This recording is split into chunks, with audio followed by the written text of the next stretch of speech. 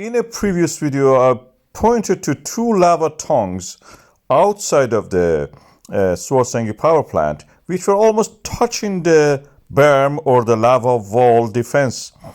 And now today we can say that one of them, not this one, has actually crossed the line and is now inside the lava defenses. These are the three original ones which we're trying to stop. The third one is to the edge of it, and that's the moment that it actually entered and past that area.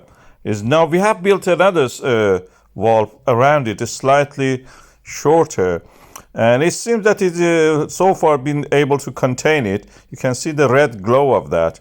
But this one is interesting. The one at the center, near the center, is not active, but the one to the corner on the left side is the one that I mentioned.